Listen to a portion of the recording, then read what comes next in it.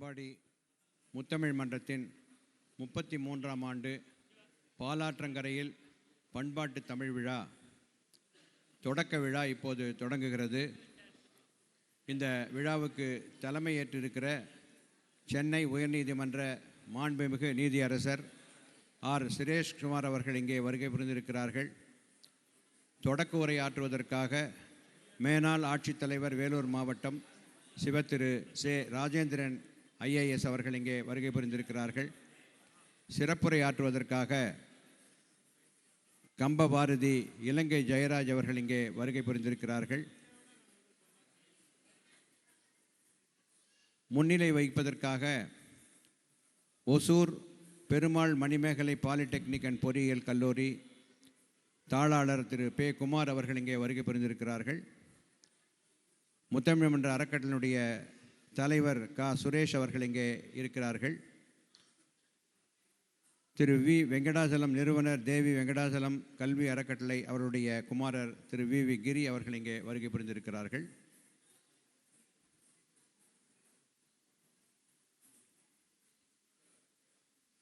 முன்னிலை வகிக்கிற வெங்கடாசலம் கல்வி அறக்கட்டளை தலைவர் திரு வி. வெங்கடாசலம் அவருடைய குமாரர் திரு வி. குரி அவர்களை மேடைக்கு வருமாறு அன்போடு அழைக்கிறோம்.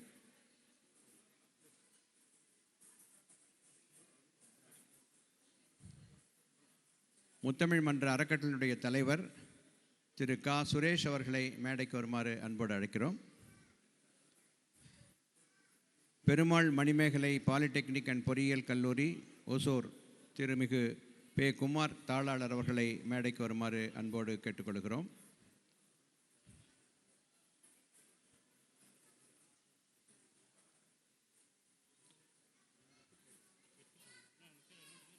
தலைமை உரை ஆற்றுவதற்காக வருகை புரிந்திருக்கிற சென்னை உயர்நீதிமன்ற மாண்புமிகு நீதியரசர் ஆர்.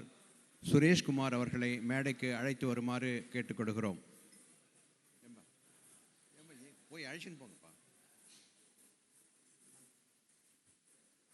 தொடக்க உரை ஆற்ற இருக்கிற வேலூர் மாவட்ட மேனாள் ஆட்சித்தலைவர் சிவத்திரு சே. ராஜேந்திரன் அவர்கள் மேடைக்கு வருகிறார்கள்.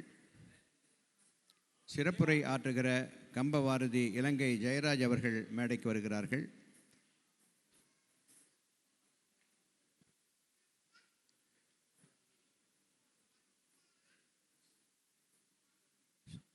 மிகுந்த கரவொலி எழுப்பி நம்முடைய சிறப்பு அழைப்பாளர்களை நாம் பாராட்டி வரவேற்கிறோம்.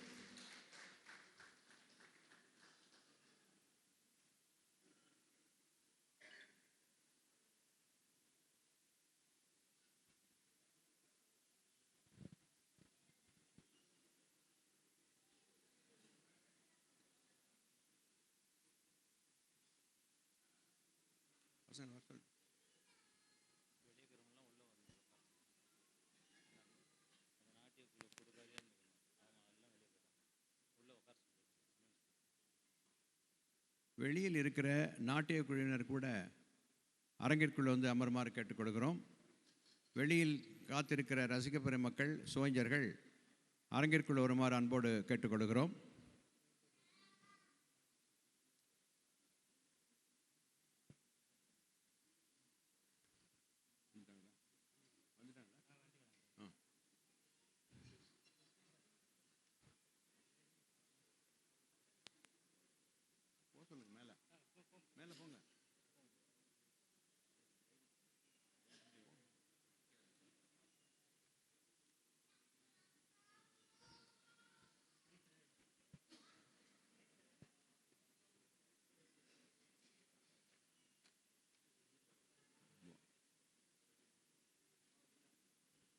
தமிழ்த்தாய் வாழ்த்து.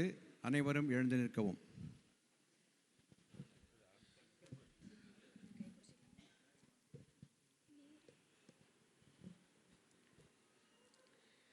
நீராறும் கடலுடுத்த நிலமடந்தை கெழிலொழுகும் சீராறும் வதனமென திகழ் பரதர் கண்டமிதில் தெக்கனமும் அதிர் சிறந்த திராவிடனல் திருநாடும்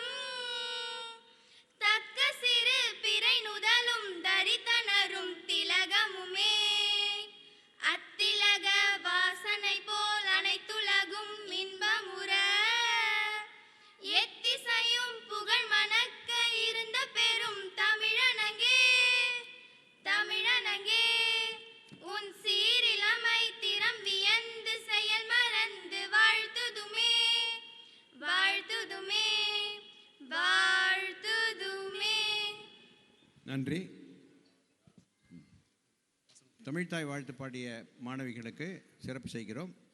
கீர்த்தனா பிரியதர்ஷினி, இந்து மேல்நிலைப்பள்ளி.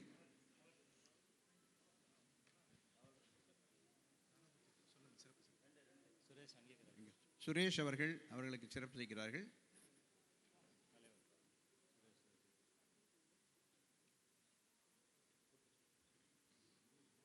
தொடர்ந்து வரவேற்புரை வாணியம்பாடி முத்தமிழ் மன்றத்தின் தலைவர் மூப்பா சண்முகம் அவர்கள்.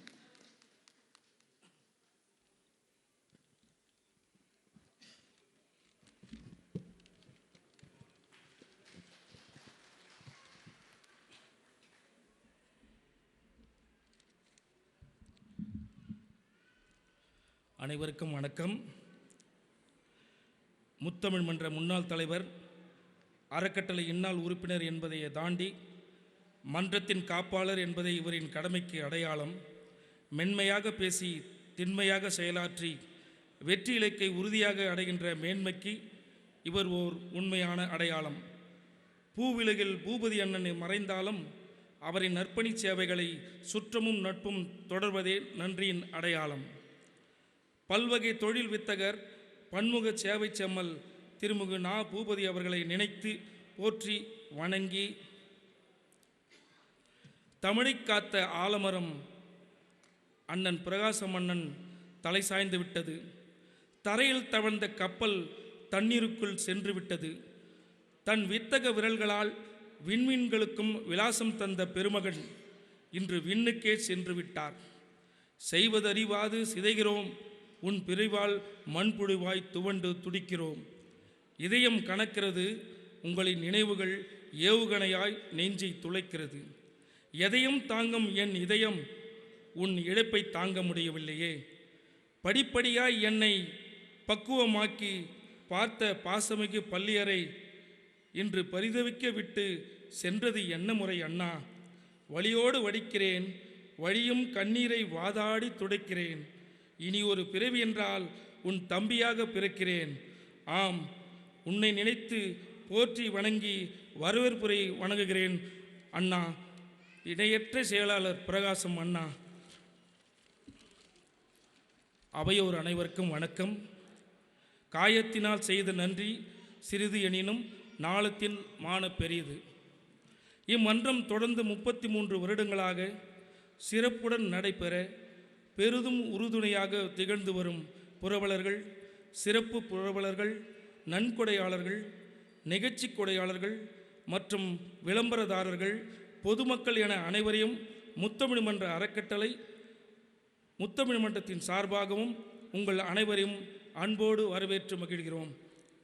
பல்வேறு தலையாய பணிகளுக்கு இடையும் நம்முடைய மன்றத்திற்காகவும் வருகை தந்துள்ள நீதியரசர் மாண்பமை ஆ. சுரேஷ்குமார் ஐயா அவர்களையும், மேனாள் வேலூர் மாவட்ட ஆட்சித்தலைவர் சிவத்திரு சே. ராஜேந்திரன் ஐயா அவர்களையும், நடையின் நின்று உயர் நாயகன் என்ற தலைப்பில் சிறப்புரையாற்றிட வருகை புரிந்துள்ள கம்பவாரதி இலங்கை ஜெயராஜ் ஐயா அவர்களையும் வரவேற்பதில் பெருமை கொள்கிறோம். நம்முடைய தமிழக அரசின் மாண்புமிகு அமைச்சர் பெருமக்கள், நாடாளுமன்ற உறுப்பினர், சட்டமன்ற உறுப்பினர்கள், நகரமன்ற தலைவர், நகரமன்ற உறுப்பினர்கள், ஊராட்சி மன்ற உறுப்பினர்கள் மற்றும் அனைத்து அரசியல் சமூக இயக்கங்களின் பொறுப்பாளர்கள் அனைவரையும் வருக வருக என வரவேற்கிறோம். நம்முடைய விழாவிற்கு வருகை தந்துள்ள தமிழறிஞர்கள் அனைவரையும் வரவேற்பதில் இம்மன்றம் மகிழ்ச்சி அடைகிறது. நம்முடைய மாவட்டத்தின் இந்நாள் முன்னாள் ஆட்சித் தலைவர்கள் மற்றும் வருவாய் கோட்டாட்சியர் அவர்கள், காவல்துறை தலைவர் மற்றும் அலுவலர்கள், வட்டாட்சியர், நகராட்சி ஆணையர் மற்றும் அலுவலர்கள், தமிழ்நாடு மின்சார வாரிய அலுவலர்கள், சுகாதாரத்துறை அலுவலர்கள் என அனைவரையும் மிக மிக மகிழ்ச்சியுடன் வரவேற்பதில் பெருமை கொள்கின்றேன். இவ்விழா சிறப்புடன் நடைபெற இந்த இஸ்லாமிய மகளிர் கல்லூரி, அறிவியல் கல்லூரியின் பொறுப்பாளர்கள் அனைவரையும் வருக வருக என வரவேற்கின்றேன். நிகழ்ச்சிக்கு முன்னிலை வகித்துக் கொண்டிருக்கின்ற ஓசூர் பெருமாள் மணிமேகலை பாலிடெக்னிக் பொறியியல் கல்லூரிய தாளாளர் திரு பே. குமார் ஐயா அவர்களையும், முத்தமிழ் மன்ற அறக்கட்டளை தலைவர் திரு கா சுரேஷ் அவர்களையும், தொழிலதிபர் சின்னப்பள்ளிக்குப்பம் திரு கா புருஷோத்தமன் அவர்களையும், தேவி வெங்கடாச்சலம் கல்வி அறக்கட்டளையினுடைய நிறுவனர் திரு வெங்கடாச்சலம் அவர்களையும் இந்த மன்றம் வருக வருகென வரவேற்கிறது. தாயை பழித்தவனை யார் தடுத்தாலும் விடாதே, தமிழை படித்தவனை தாயே தடுத்தாலும் விடாதே என்ற பாரதிதாசன் வழியோடு தமிழால் ஒன்றுபடுவோம். வணக்கம். வரவேற்புரை நல்கிய தலைவர் அவர்களுக்கு நன்றி. தொடர்ந்து அரங்க அறிமுகம் வாணியம்பாடி முத்தமிழ் மன்ற உறுப்பினர் ஜே ஜோசப் செல்வகுமார் அவர்கள்.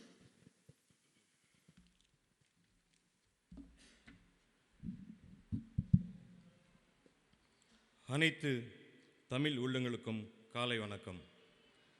வாணியம்பாடி முத்தமிழ் மன்றத்தின் 33ஆம் ஆண்டு விழா சிறப்புற நடைபெற எங்கள் அழைப்பினை ஏற்று தொடக்க விழா தலைமையுரையாற்ற வருகை தந்துள்ள மாண்புமிகு நீதியரசர் ஐயா ஆர் சுரேஷ்குமார் உயர்நீதிமன்றம் சென்னை அவர்களுக்கும், எங்கள் அழைப்பினை ஏற்று விழாவில் தொடக்க உரையாற்ற வருகை தந்துள்ள சிவத்திரு சே ராசேந்திரன் இந்திய ஆட்சிப்பணி மேனாள் ஆட்சி தலைவர் வேலூர் மாவட்டம் அவர்களுக்கும், இவ்விழாவிற்கு சிறப்புரையாற்ற வருகை தந்துள்ள கம்பவாரதி இலங்கை ஜெயராஜ் ஐயா அவர்களுக்கும் மற்றும் முன்னிலையாளர்களுக்கும், தமிழ் மன்ற அறக்கட்டளை மன்ற பொறுப்பாளர்கள், இவ்விழாவில் பங்கேற்று தமிழ் சுவை பருக வந்துள்ள தமிழ் சுவைஞர்களுக்கும் மீண்டும் என் முதற்கண் வணக்கத்தை தெரிவித்துக் கொள்கிறேன்.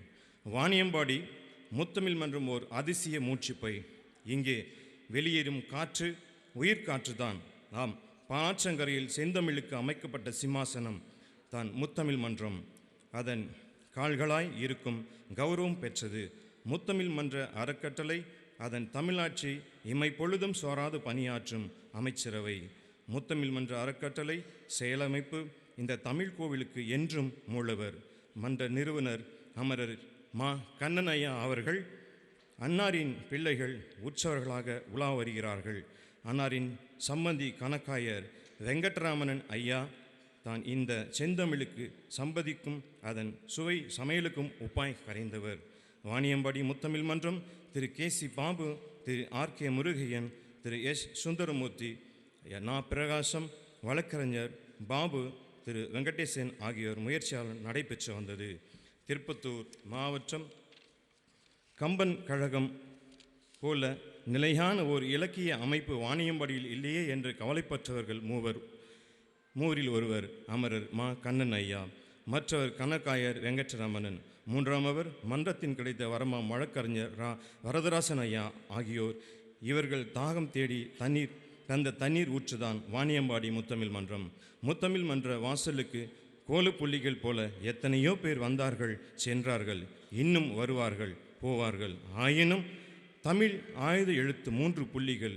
இவர்கள் தான் உயிரும் மெய்யுமாய் தலைவர் வெங்கடேசன், செயலாளர் அமரர் அண்ணன் நா. பிரகாசம், வல்லினம் மெல்லினம் இடையினமாக முத்தமிழ் மன்ற உறுப்பினர்கள் சிகரங்களில் கூடுகட்டும் செந்தமிழ் மன்ற பறவைகளுக்கு சிறுகளாக பேராசிரியர் கவிக்கோ, பேராசிரியர் கவிமாமணி அவர்கள். இந்த தமிழ் ஆலயத்தின் துவார பாலகர்களாக மருத்துவர் விசாக பெருமாள் ஐயா மற்றும் அமரர் மூர்த்தி ஐயா அவர்கள். நிறுவனர் அமரர் மா கண்ணன் ஐயா வறுமையில் பிறந்தவர், உழைப்பினில் சுரிந்தவர், வலிமையில் சிறந்தவர், தமிழுக்கு வழங்கும் வன்மையில் நிறைந்தவர். அறக்கட்டளைக்கு சங்க நிதி பதுமநிதி அவர் அளித்த தந்த விதை நிதிதான்.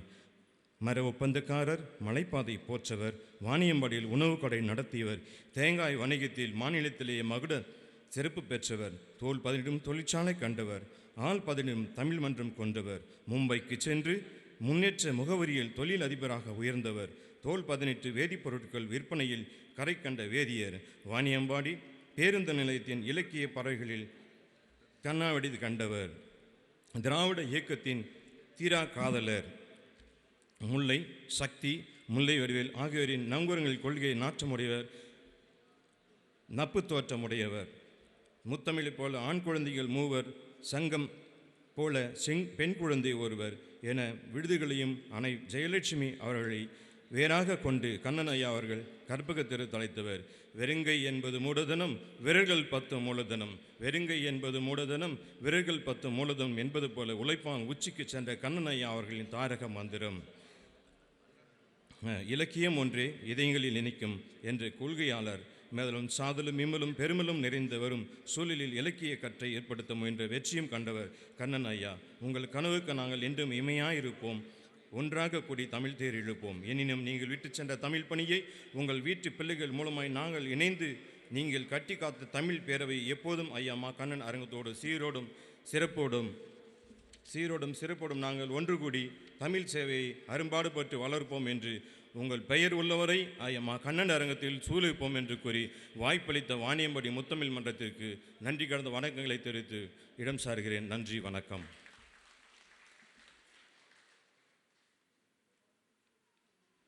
மாவட்ட நீதிபதிகள், குற்றவியல் நடுவர் மன்ற நீதிபதி, வாணியம்பாடி நீதிபதிகள் மற்றும் அனைத்து நீதிபதிகளும் இங்கே வருகை புரிந்திருக்கிறார்கள். அவர்களை முத்தமிழ் மன்றத்தின் சார்பிலே வருக வருக என்று வரவேற்பதில் நான் மகிழ்ச்சி அடைகிறோம்.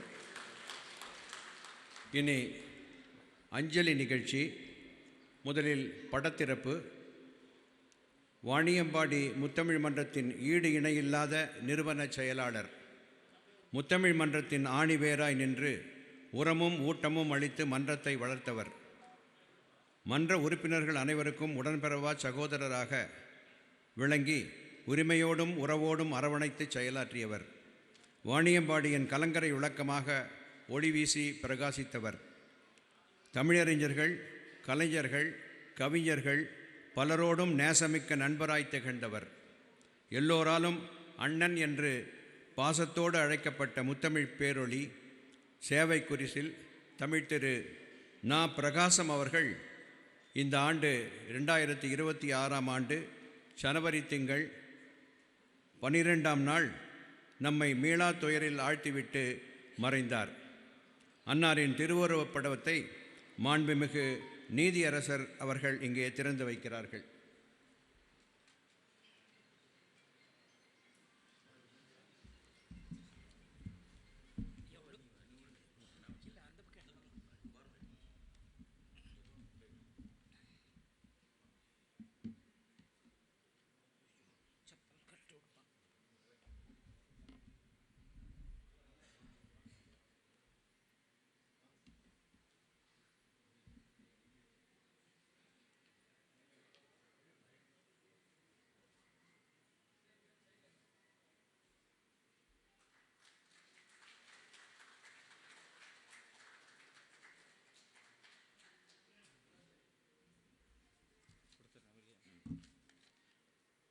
வாணியம்பாடி முத்தமிழ் மன்றத்தின் தலைவராகவும் பிறகு முத்தமிழ் மன்ற அறக்கட்டளையின் பொருளாளராகவும் செயலாற்றியவர்.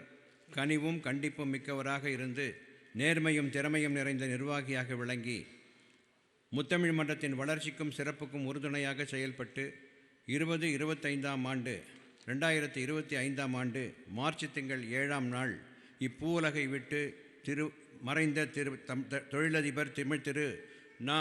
பூபதி அவர்களின் திருவுருவப் படத்தை சிவத்திரு சே. ராஜேந்திரன் IAS அவர்கள் திறந்து வைக்கிறார்கள். விளக்கு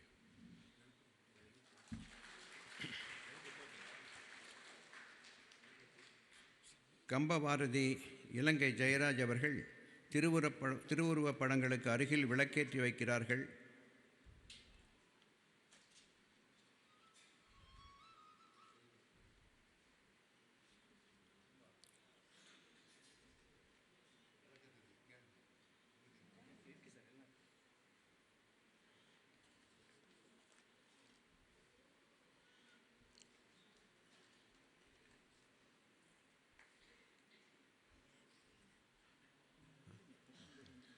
நீதியரசர் அவர்களும் ராஜேந்திரன் ஐயா அவர்களும் இலங்கை ஜெயராஜ் அவர்களும் அவர்களுக்கு மலர் அஞ்சலி செய்கிறார்கள்.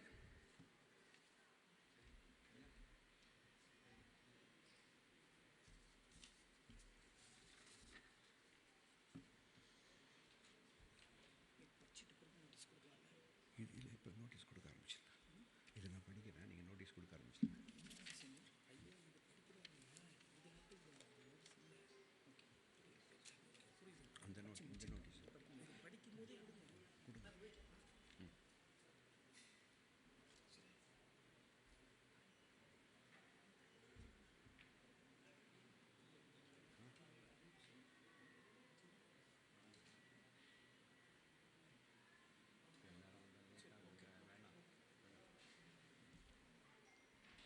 நன்றி. இனி கவிதாஞ்சலி.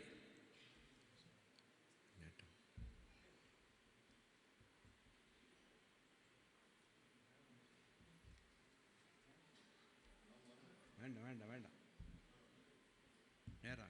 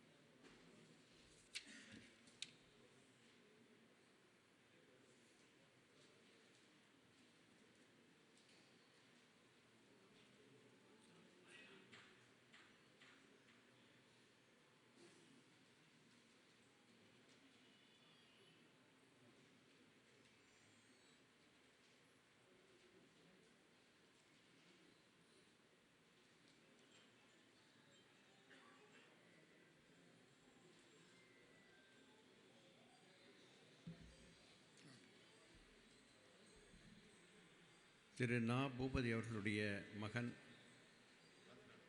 பாலகுரு அவர்களை மட்டும் மேடைக்கு வருமாறு கேட்டுக்கொள்கிறோம், மலரஞ்சலி செலுத்துவதற்காக.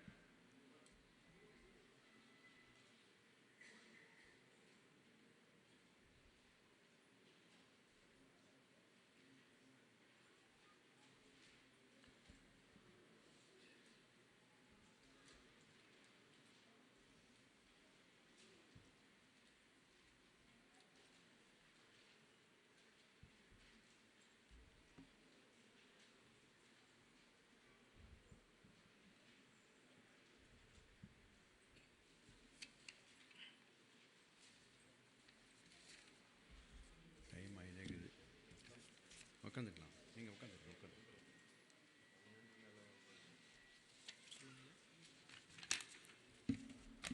படம் திறந்து வைத்த நீதியரசர் உள்ளிட்ட அனைவருக்கும் நன்றியை தெரிவித்துக் கொள்கிறோம். இப்பொழுது மறைந்த நா. பிரகாசம் அவர்களுக்கு கவிதாஞ்சலி. முத்தமிழ் பேரொளி சேவை குறிசில் தமிழ் திரு நா. பிரகாசம்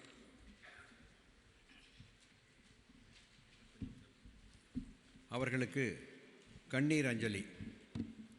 ஈச்சம்பட்டு கிராமத்தில் விவசாய குடும்பத்து பிள்ளை, வாணியம்பாடியில் தமிழ் பயிர் வளர்த்த கிள்ளை, தட்டெழுத்து பயிலகத்தில் எழுத்துக்களை மட்டுமின்றி இதயங்களை தொட்டவர், நவீன் கணிப்பொறி மையத்தை சமூக சேவையின் மையமாக்கியவர், வாணியம்பாடிக்கு முதன்முதலாக நகலகம் கொண்டு வந்த அசல் மனிதர், வலம் வந்த முத்தமிழ் தேர் சக்கரத்தின் அச்சாணி, உலாவரும் தமிழறிஞர்களை மேடை ஏற்றி வைத்த ஏணி, தமிழ்கடலையே சுற்றி சுற்றி வந்த தோணி, தொலைபேசி தொடர்பிலேயே அனைவரையும் அரவணைத்த தமிழ்த்தேனி, முத்தமிழாய் முத்துக்கள் 3 பெற்றெடுத்த முத்துச்சிப்பி, அன்பு நிறை ததும்பும் பாசம் ரசம் நிறைந்த தங்க குப்பி, சமூக சேவகர், சேவை செம்மல், இலக்கிய மாமணி,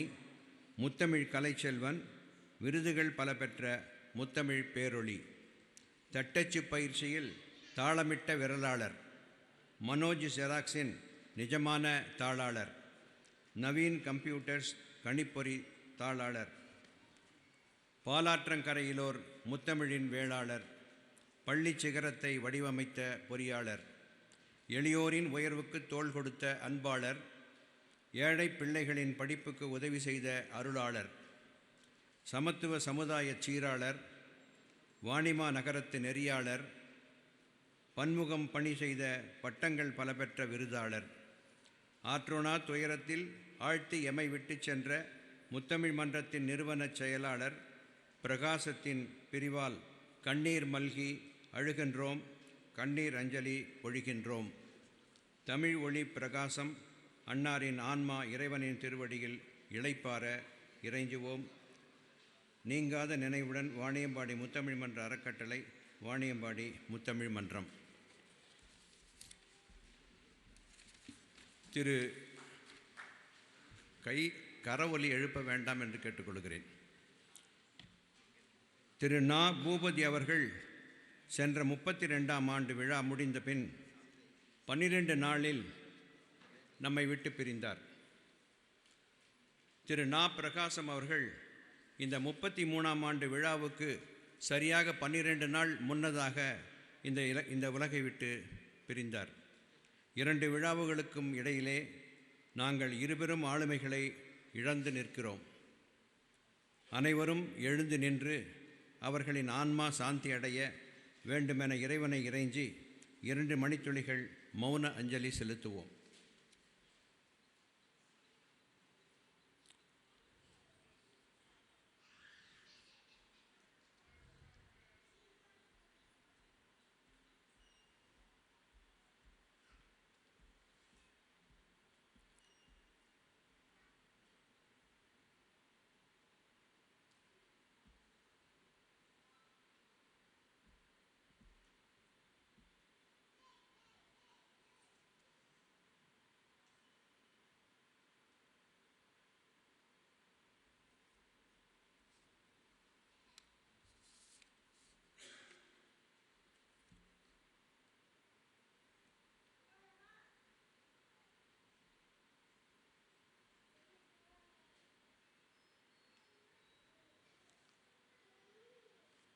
அனைவருக்கும் நன்றி.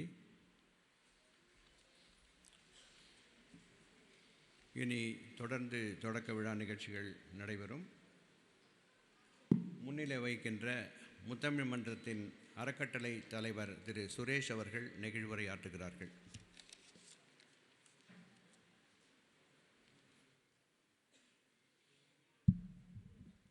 அனைவருக்கும் காலை வணக்கம். தொண்டு செய்யாது நின்பாதம் தொழாது துணிந்து செய்ய பண்டு செய்தார் உளரோ இளரோ அப்பரிசு அடியன் கண்டு செய்தால் அது கைத்தோமோ அன்று மெய்த்தோமோ மிண்டு செய்தால் என் பொறுக்கே என்று வெறுக்கே என்றோ. அவையத்து முந்திருப்பு செய்த என் தந்தையின் நினைவேந்தி ஒரு சிறிய வரவேற்புரை. எழுதி படிக்க எழுதினேன், எழுதுகோல் சிதறியது சின்னா பின்னமாக, பின்னங்களை வார்த்தைகளை வட்டமிட்டேன், வந்தது ஒரு வாய்ப்பு. கட்டளையிடும் கணவான் கண்ணன் தமிழ் கட்டளை நேசமுடன் நேற்று தமிழுக்கு தான் என்று தலைமையேற்ற நீதியரசர். பட்டுக்கோட்டை பாரம்பரியமானாலும் நீதியின் கோட்டையில் நெடுநாள் வாசம். உயர் பதவி வகித்தாலும் உச்சம் செல்ல வாழ்த்துகிறோம்.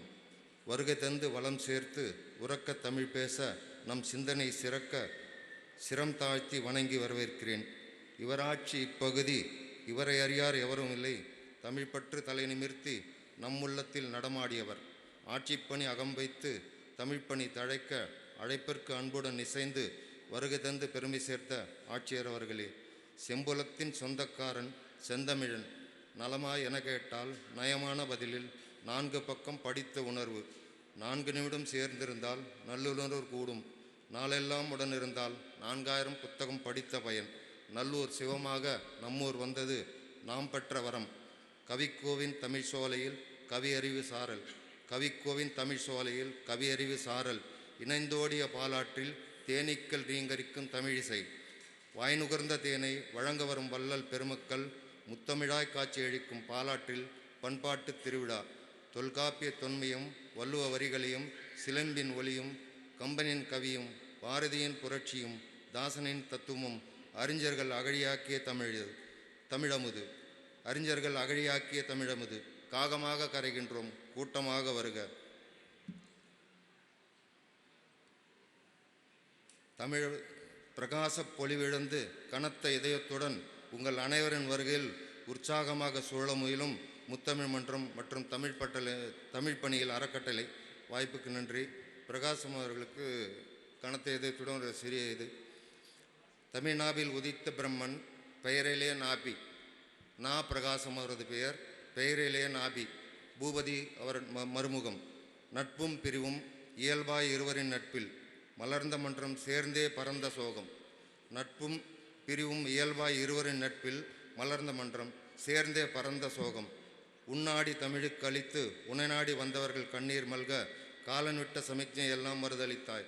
காலமிட்ட கட்டளையில் நாமென்று இணைந்திருந்து நீ இன்றி பிரிந்து விட்டாய்.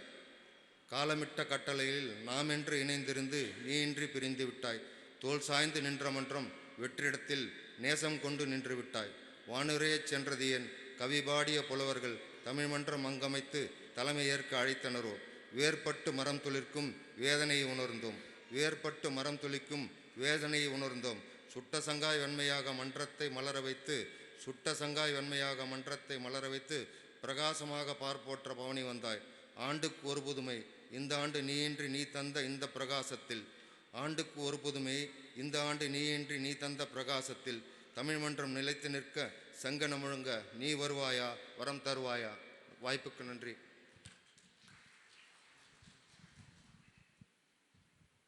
நெகிழ்வுரை வழங்கிய தலைவர் அவர்களுக்கு நன்றி. தொடர்ந்து பெருமாள் மணிமேகலை பாலிடெக்னிக் பொறியியல் கல்லூரியினுடைய தாளாளர், நம்முடைய முத்தமிழ் மன்ற அறக்கட்டளையினுடைய ஆலோசகர் திருமிகு பே. குமார் அவர்கள் வாழ்த்துரை வழங்குகிறார்கள். மரியாதைக்குரிய உயர்நீதிமன்ற நீதியரசர் அவர்களே, நம் அனைவரும் வணக்கத்திற்கும் போற்றுதலுக்கும் புரிய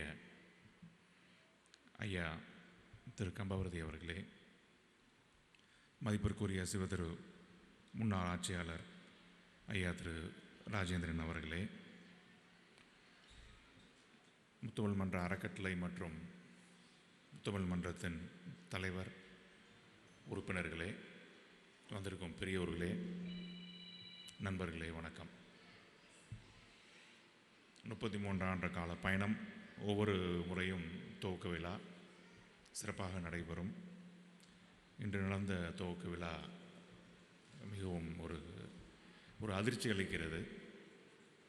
நன்றாக துவங்கப்பட்ட இந்த துவக்க விழாவிற்கு எங்களுடைய வாழ்த்துக்களுடன் இந்த அதிர்ச்சி அளிக்கும் துவக்க விழா சற்று யாரும் எதிர்பார்க்காத ஒன்று. அண்ணன் அவர்கள்தான் என்னையும் எங்கள் நிறுவனத்தையும் இங்கே அறிமுகப்படுத்தினார்கள், வாணியம்பாடிக்கு அறிமுகப்படுத்தினார்கள். அவர்கள் நம்மளுக்கு சொல்லி சென்றிருக்கும் செய்தி அன்பு.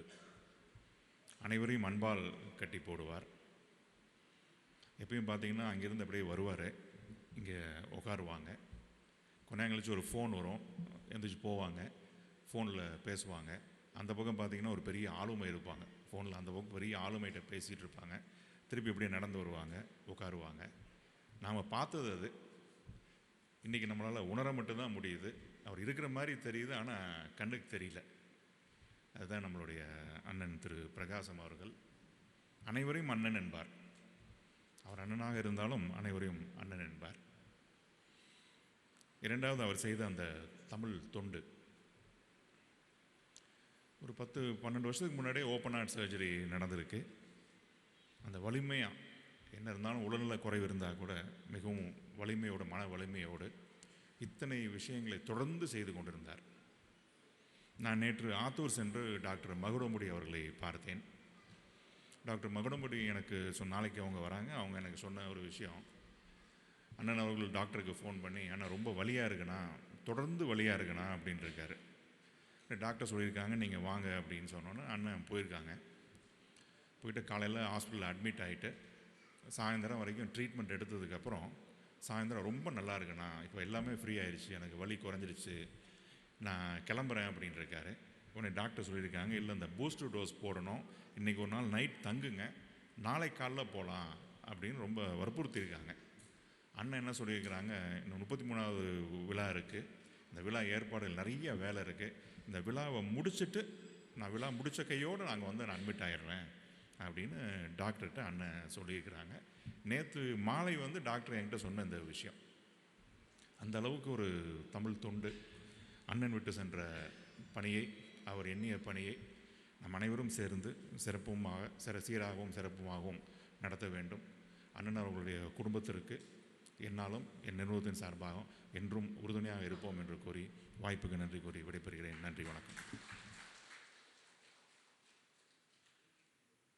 திரு பே. குமார் அவர்களுக்கு நன்றி. திரு வி. கிரி அவர்கள் ஒரு சில வார்த்தைகள்.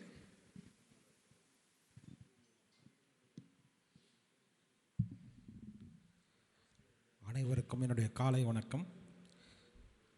இன்று நடைபெற்று கொண்டிருக்கும் வாணியம்பாடி முத்தமிழ் மன்ற விழாவின் தலைவர், சிறப்புரையாளர் மற்றும் முன்னிலை வைக்கும் மேடையில் விட்டிருக்கும் அனைத்து பெருமக்களுக்கும் என்னுடைய முதற்கண் வணக்கத்தை தெரிவித்துக் கொண்டு, எதிரில் அமர்ந்திருக்கும் வாணியம்பாடி நகரத்தின் ஆன்றோர் சான்றோர் பெருமக்கள் மற்றும் தமிழின் பால் உள்ள பற்றினால் வந்திருக்கும் அனைத்து பார்வையாளர் அவர்களுக்கும் என்னுடைய வணக்கத்தை தெரிவித்துக் கொள்கிறேன். என்னுடைய தந்தை தமிழாசிரியர், அவரின் பால் தொடர்ந்து தாயும் தமிழாசிரியர், அவரின் பால் தொடர்ந்து அவர்களுடைய கல்வி சேவையின் பின்தொடர்ந்து செயல்பட்டு கொண்டிருக்கையில் வாணியம்பாடி முத்தமிழ் மன்றம் எனக்கு ஒரு 15 வருடத்திற்கு முன்றாலிருந்து நான் அறிமுகமாடி அதை பின்தொடர்ந்து நானும் அவ்வப்பொழுது கலந்து கொண்டேன். அதனுடைய ஈர்ப்பு என்னை மிகவும் கவர்ந்துள்ளது.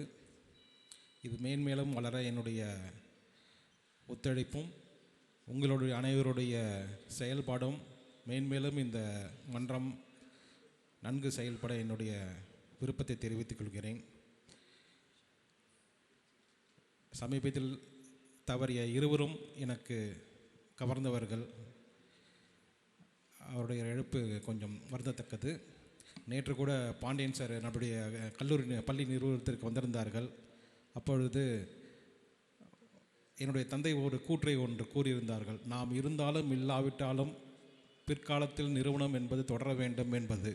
அது மிகச்சால பொருந்தது.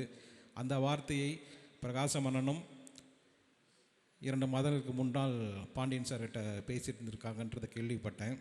இருந்தாலும் இல்லைனாலும் பிற்காலத்தில் மன்றமானது இயங்க வேண்டும். அது எல்லோருடைய ஒத்துழைப்பும் ஓடும் இயங்க எல்லாம் செயல்படுவீர்கள் என்ற நம்பிக்கையில் வாய்ப்பளித்தமைக்கு நன்றி கூறி விடைபெறுகிறேன். நன்றி, வணக்கம். வாழ்த்துறை வரைங்க ஐயா அவர்களுக்கு நன்றி. அடுத்து மேடையில் இருக்கும் சிறப்பு விருந்தினர்களுக்கு சிறப்பு செய்யப்படுகிறது. நீதியரசர் ஆர். சுரேஷ்குமார் ஐயா அவர்களுக்கு வாணியம்பாடி முத்தமிழ் மன்ற அறக்கட்டளை தலைவர் சுரேஷ் ஐயா அவர்கள் சிறப்பு செய்கிறார்கள். நீதியரசர் ஆர். சுரேஷ்குமார் ஐயா அவர்களுக்கு வாணியம்பாடி முத்தமிழ் மன்ற அறக்கட்டளை தலைவர் திரு சுரேஷ்குமார் அவர்கள் சிறப்பு செய்கிறார்கள். முத்தமிழ் மன்றத்தின் சார்பாக நினைவு பரிசு வழங்கப்படுகிறது. சிவத்திரு சே. ராசேந்திரன் ஐயா அவர்களுக்கு வாணியம்பாடி முத்தமிழ் மன்ற தலைவர் மூப்பா சண்முகம் ஐயா அவர்கள் சிறப்பு செய்கிறார்கள். சிவத்திரு சே. ராசேந்திரன் ஐயா அவர்களுக்கு வாணியம்பாடி முத்தமிழ் மன்ற தலைவர் மூப்பா சண்முகம் ஐயா அவர்கள் சிறப்பு செய்கிறார்கள்.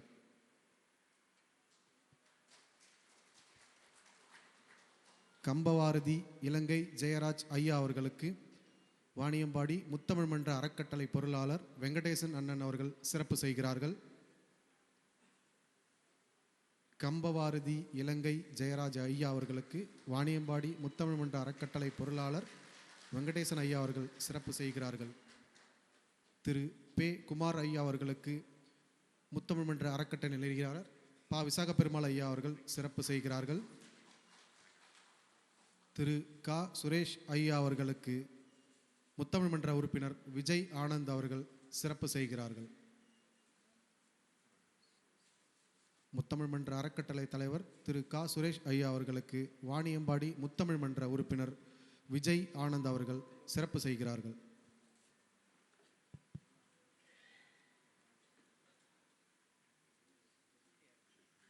திரு வி கிரி ஐயா அவர்களுக்கு முத்தமிழ் மன்ற உறுப்பினர் வினோத் அவர்கள் சிறப்பு செய்கிறார்கள். திரு வி கிரி ஐயா அவர்களுக்கு முத்தமிழ் மன்ற உறுப்பினர் வினோத் அவர்கள் சிறப்பு செய்கிறார்கள்.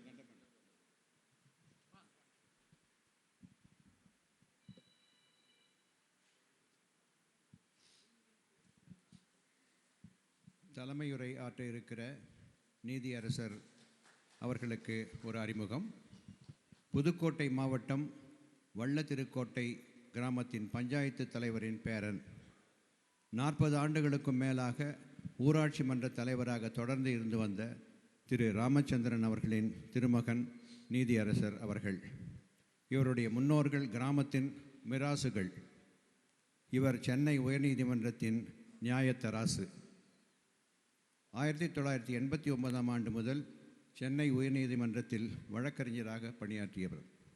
தமிழ்நாடு அரசு பணியாளர்கள் தேர்வாணையத்தின் சட்ட ஆலோசகராகவும் பல்வேறு அரசு தனியார் நிறுவனங்களின் பல்கலைக்கழகங்களின் சட்ட ஆலோசகராக விளங்கியவர்.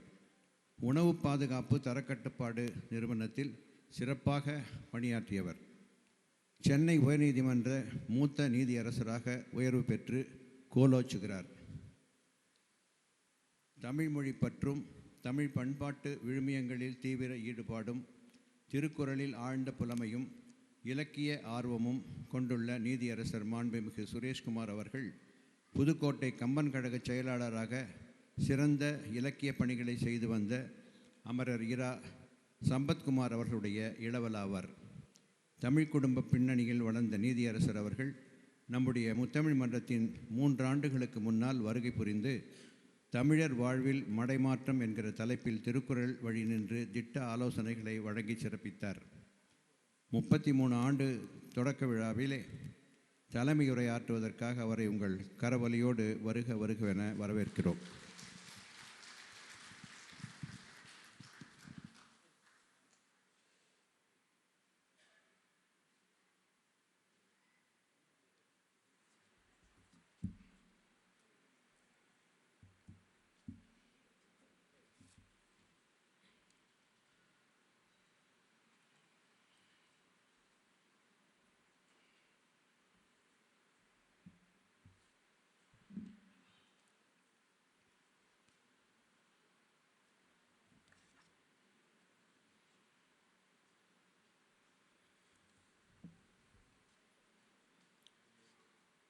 வாணியம்பாடி முத்தமிழ் மன்ற அறக்கட்டளையினுடைய ஆதரவிலே வாணியம்பாடி முத்தமிழ் மன்றம் ஆண்டுதோறும் நடத்துகின்ற தமிழ் திருவிழாவினுடைய 33வது ஆண்டு விழா துவங்குகின்ற இந்த வேளையிலே இந்த மன்றத்தினுடைய பொறுப்பாளர்கள்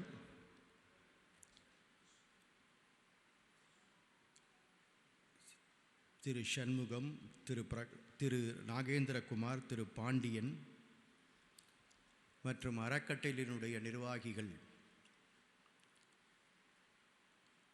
திரு சுரேஷ், திரு நாகராஜன், திரு வரதராஜன், திரு வெங்கடேசன் மற்றும் உறுப்பினர்கள், ஆலோசகர்கள் அவர்களோடு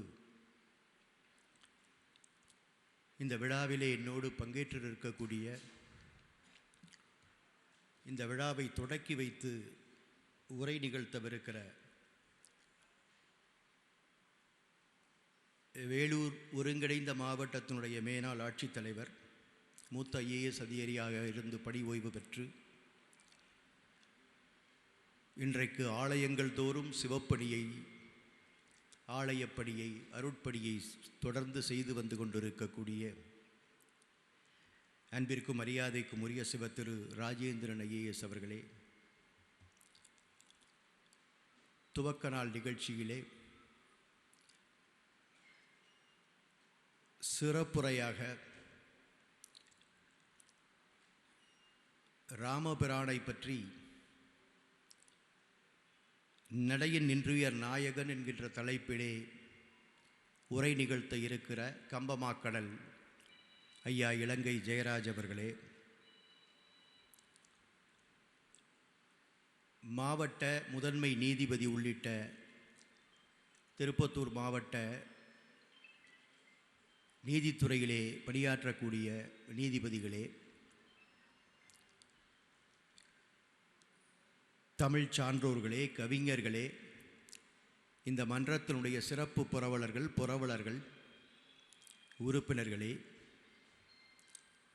தமிழ்ச்சுவை பருக வந்திருக்கக்கூடிய அன்பிற்குரியோரே, அமரர் பிரகாசம் அவர்களுடைய துணைவியார், குழந்தைகள், அவருடைய குடும்பத்தாரே, சுற்றத்தாரே, இன்னும் இந்த மேடையிலும் இந்த அரங்கத்திலும் நிறைந்திருக்கக்கூடிய சான்றோர்களே, பெரியோர்களே, உங்கள துணை பேரையும் மிகுந்த அன்பால் வணங்கி மகிழ்கிறேன். வழக்கமாக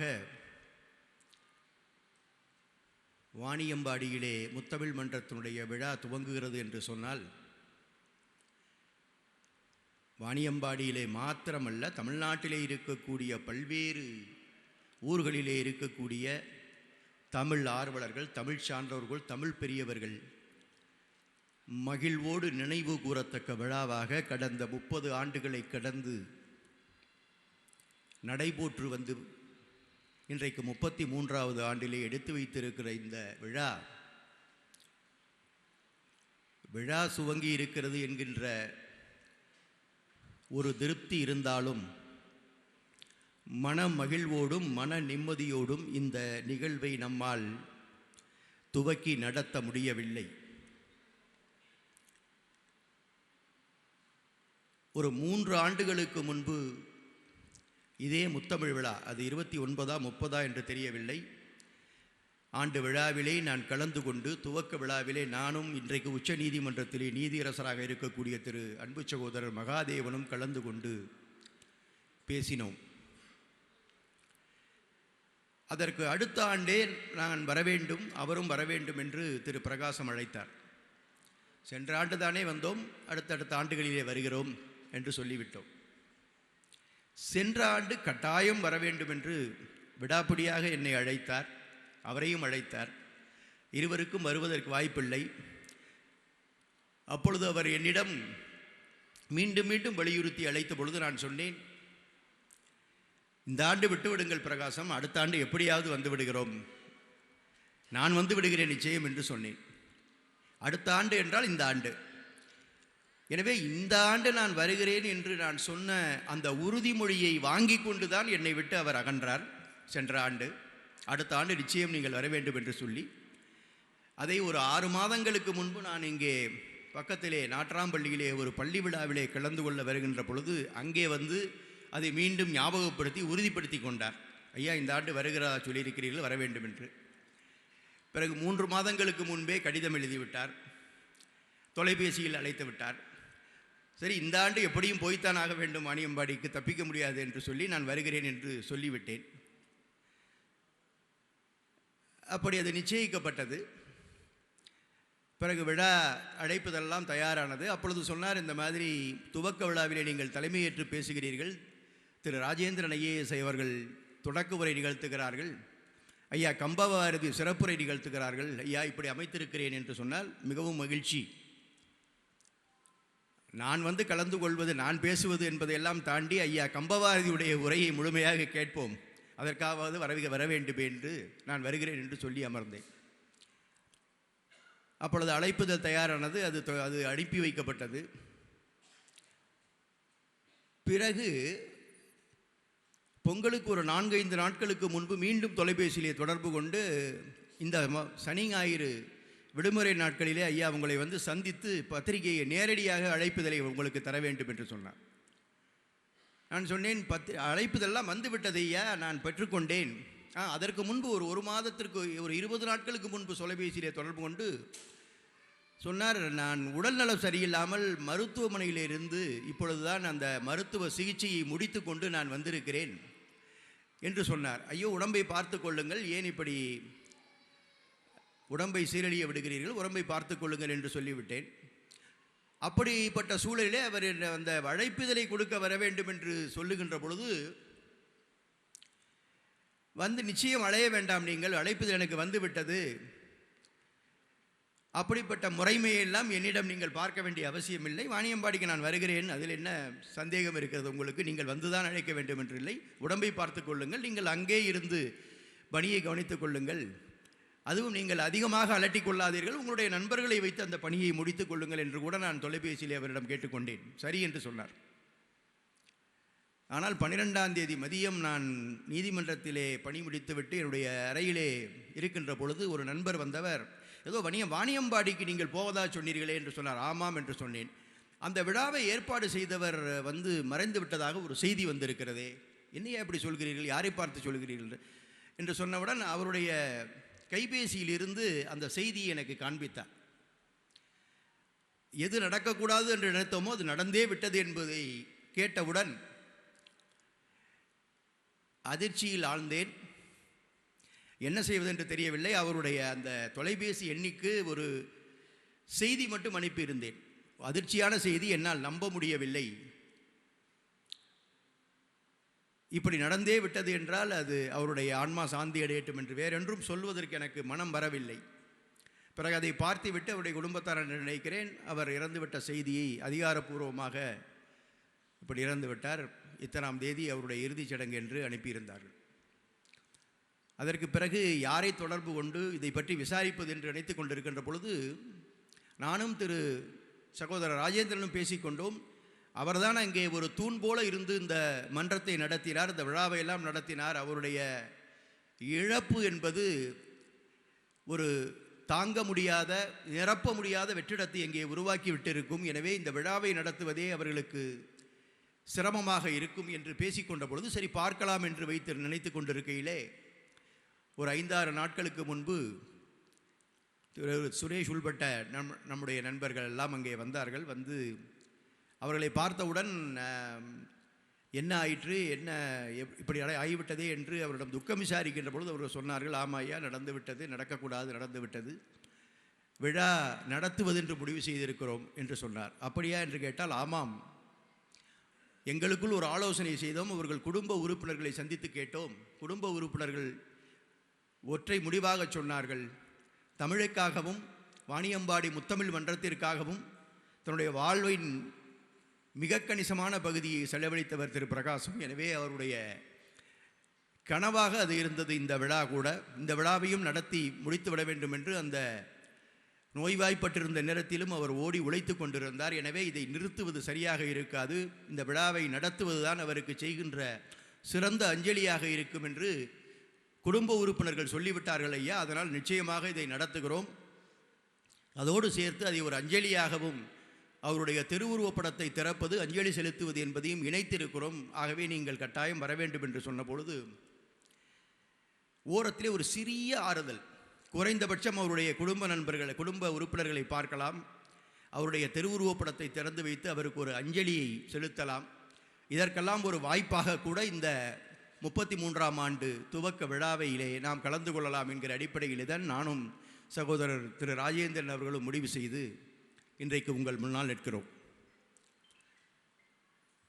பிரகாசம் அவர்களை பற்றி நான் இந்த மேடையிலே அதிகமாக பேசி உங்களுக்கு தெரிய வேண்டிய அவசியமில்லை. ஏனென்றால் இங்கே இருக்கக்கூடியவர்கள் அநேகமாக ஒவ்வொருவரோடும் அவர் தனிப்பட்ட முறையிலே பழகியவர், தொடர்பு கொண்டவர், தன்னுடைய அன்பை காட்டியவர் என்பதை நான் அறிவேன்.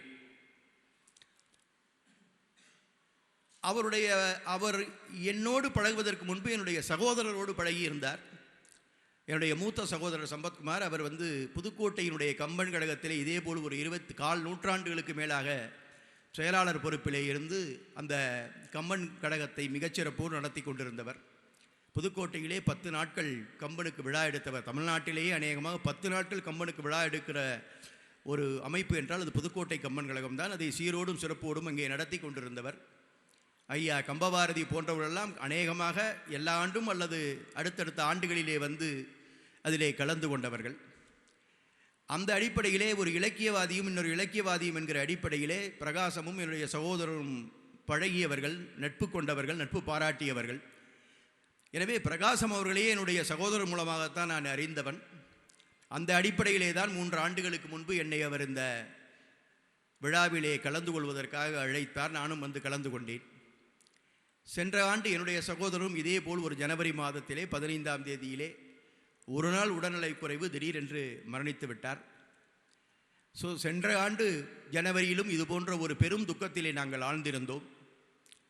இந்த ஆண்டு ஜனவரியிலும் ஒரு பெரும் துக்கத்திலே ஆழ வேண்டிய சூழலுக்கு நம்ம எல்லாம் தள்ளிவிட்டு பிரகாசம் அவர்கள் சென்றிருக்கிறார். இப்படிப்பட்டவர்களெல்லாம் ஏன் இன்னும் சிறிது காலம் இந்த மண்ணிலே வாழ்ந்திருக்க முடியும்? அவர்கள் வயது ஒன்றும் அவ்வளவு தள்ளாத வயது கிடையாது. 68 வயதோ 70 வயதோ 72 வயது என்பது பெரிய தள்ளாத வயது என்று கிடையாது. இன்றைக்கு இருக்கக்கூடிய நவீன மருத்துவத்திலே 90 வயது 85 90 வயது எல்லாம் எளிதாக எட்டக்கூடிய அளவிற்கு மருத்துவ வசதிகள் வந்துவிட்டன.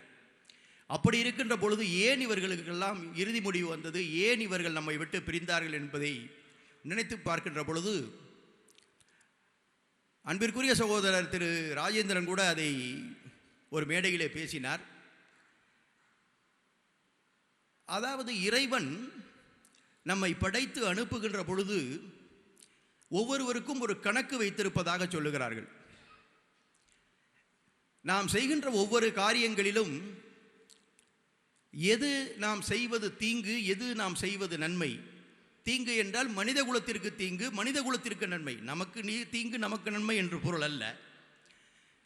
இந்த சமூகத்திற்கு, இந்த மனித குலத்திற்கு நாம் செய்கின்ற நன்மைகள் இருக்கின்றனவே, அந்த நன்மைகளை எல்லாம் நன்மை கணக்கிலும், இந்த சமூகத்திற்கும் இந்த மனித குலத்திற்கும் நாம் செய்கின்ற தீமைகளை எல்லாம் தீமை கணக்கிலும் வைத்துக் கொள்வார்களாம்.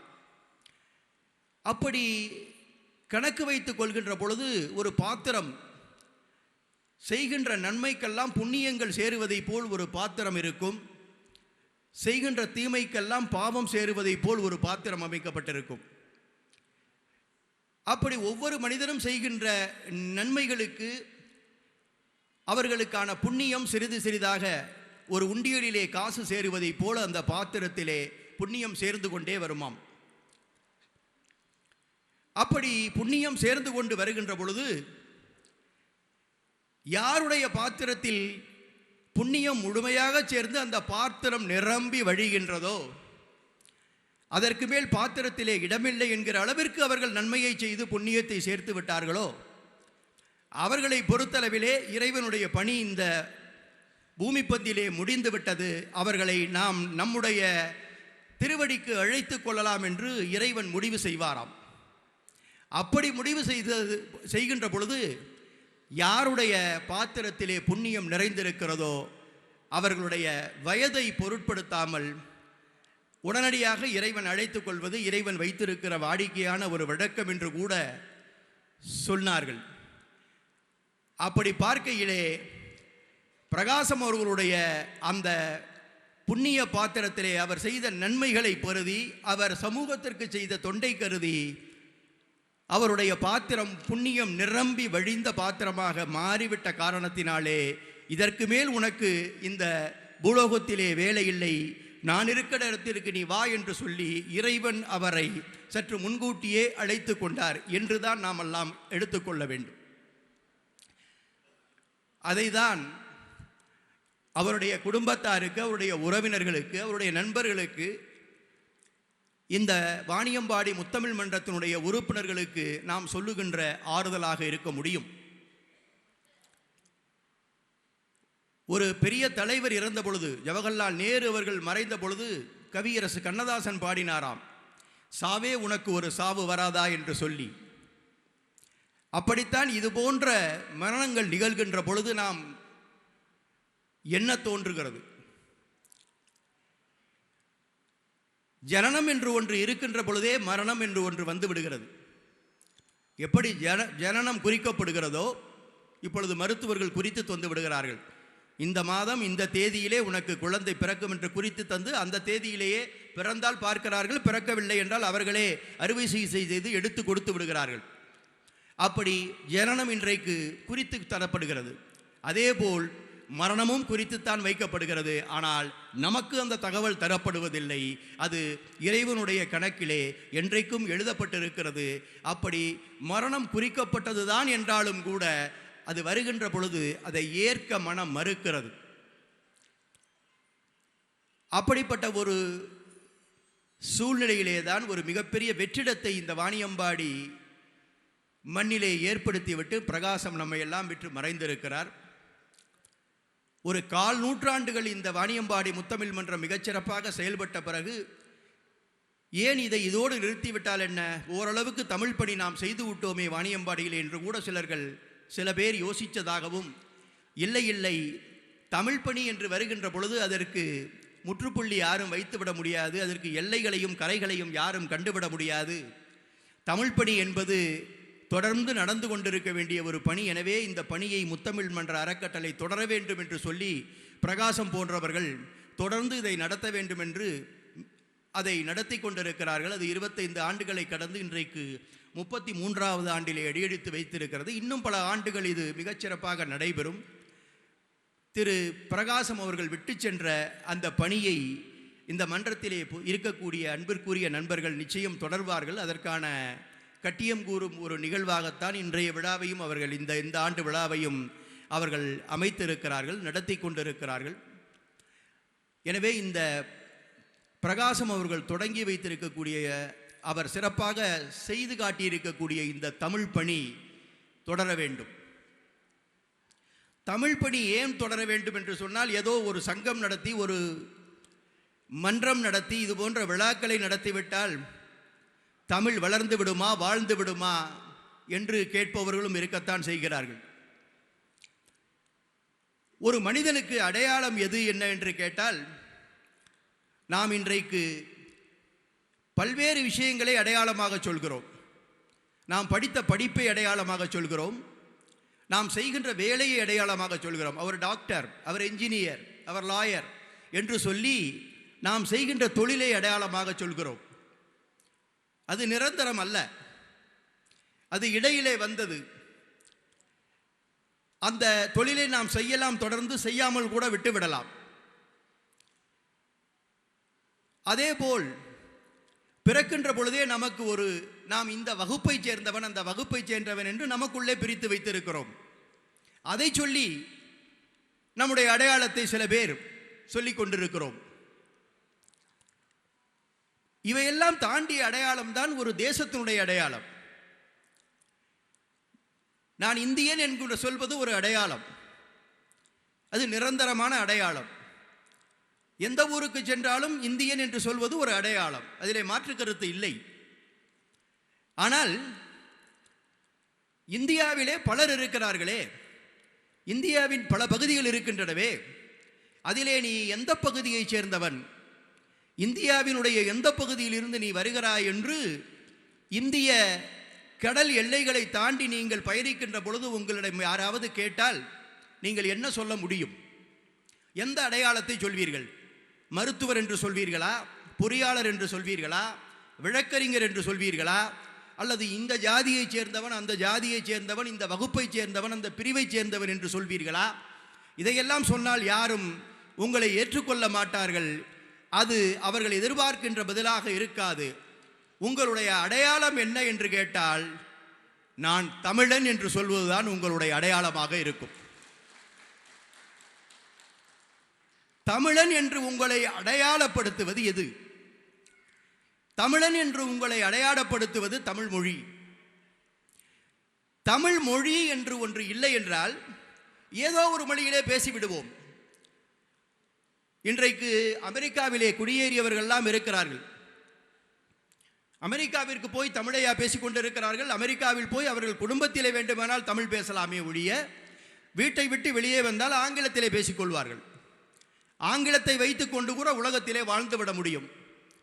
வடநாட்டிலே போய் வடமொழியை வைத்து நீங்கள் வாழ்ந்து விட முடியும். ஜெர்மானி நாட்டுக்கு போனீர்கள் என்று சொன்னால் ஜெர்மானிய மொழியை வைத்து நீங்கள் வாழ்ந்து விட முடியும். ஜப்பானிலே ஜப்பான் மொழி, சைனாவிலே சைன மொழி, பிரான்ஸ் போன்ற நாடுகளிலே பிரெஞ்சு மொழி, இப்படி அந்தந்த நாட்டிலே இருக்கக்கூடிய மொழிகளை வைத்து அந்தந்த நாட்டிலே நீங்கள் வாழ்ந்து விட முடியும். ஆனால் அந்த மொழிகளெல்லாம் உங்களுக்கு தெரிவதாகவே வைத்துக் கொள்வோம். உங்களுக்கு 10 மொழி தெரிவதாக வைத்துக் கொள்வோம். எனக்கு ஆங்கிலம் தெரியும், பிரெஞ்சு தெரியும், ஹிந்தி தெரியும், இன்னும் இந்தியாவில் வேறு சில மொழிகள் எல்லாம் தெரியும். இப்படி நீங்கள் எந்த மொழியை வேண்டுமானாலும் கற்று வைத்திருங்கள். ஆனால் அந்த மொழிகள் எல்லாம் உங்களுக்கு அடையாளத்தை தருமா? நீங்கள் பிரெஞ்சுக்காரன் என்று சொல்லிவிட முடியுமா? அல்லது நான் ஆங்கிலேயன் என்று சொல்லிவிட முடியுமா? நீங்கள் சைனாவிலே போய் ஒரு 20-30 ஆண்டுகள் இருந்து சைன மொழியை கற்றுக்கொள்கிறீர்கள், நீங்கள் சைனாக்காரன் என்று சொல்லிவிட முடியுமா? உங்களுக்கு அந்த அடையாளத்தை அந்த மொழிகள் தராது. உங்களுக்கு வாழ்வில் பொருளாதார ஏற்றங்களை வேண்டுமானால் அது தரலாம், உங்களுடைய பிழைப்புக்கு வேண்டால் அந்த மொழிகள் எல்லாம் உங்களுக்கு பயன்படலாம். ஆனால் இறுதி வரை, இந்த மண்ணிலே நீங்கள் வாழுகின்ற இறுதி மூச்சு வரை உங்களை அடையாளப்படுத்துவது உங்களுடைய தாய்மொழி தான். அந்த தாய்மொழியை அடையாளப்படுத்தித்தான் நீங்கள் உங்களுடைய முகவரியை இந்த பூமி பந்திலே எங்கு போனாலும் சொல்ல வேண்டும்.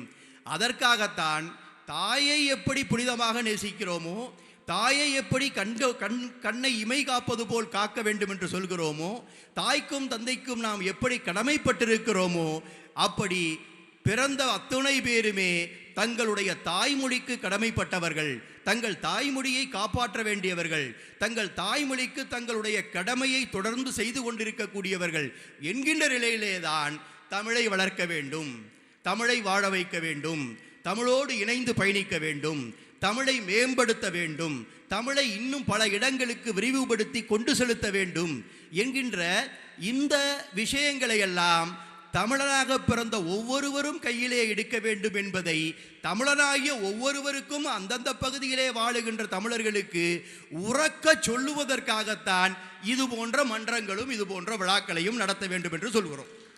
அதுதான் காரணம்.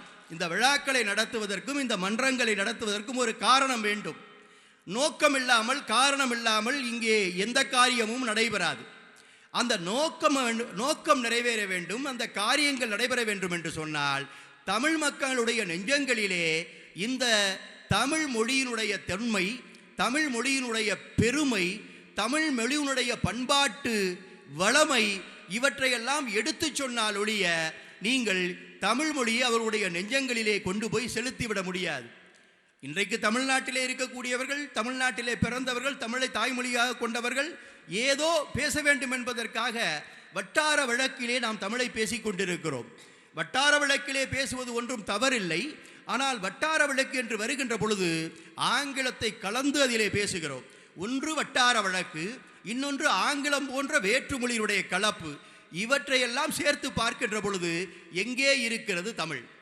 அதற்காகத்தான் திருவிக போன்ற பெரியவர்கள்லாம் தனித்தமிழ் இயக்கத்தை கண்டார்கள். தேவநேய பாவாணர் போன்றவர்கள்லாம் தனித்தமிழ் இயக்கத்தை கண்டார்கள். தமிழ் மொழி ஒன்றுதான் ஆதியும் அந்தமும் இல்லாத முதல் மொழி என்பதை நிறுவுவதற்காக நம்முடைய முன்னோர்கள் பெரும்பாடுபட்டார்கள். அதற்கான காரணங்களும் இருந்தன. நீங்கள் எடுத்துக்கொண்டீர்கள் என்று சொன்னால் தொல்காப்பியம் 2600 ஆண்டுகள் என்பது நாம் கணக்கிட்டு வைத்திருக்கிறோம். தொல்காப்பியம் என்பது ஒரு கவிதை நூல் அல்ல, ஒரு கட்டுரை நூல் அல்ல. தொல்காப்பியம் என்பது ஒரு இலக்கண நூல். இலக்கணத்தை முதலிலே நாம் அறிந்தவரை, அதற்கு முன்பு அகத்தியம் இருந்ததாக சொல்கிறார்கள், அது நமக்கு கிடைக்கவில்லை. நாம் அறிந்தவரை நமக்கு கிடைத்திருக்கக்கூடிய இலக்கண நூல் என்பது தொல்காப்பியம்.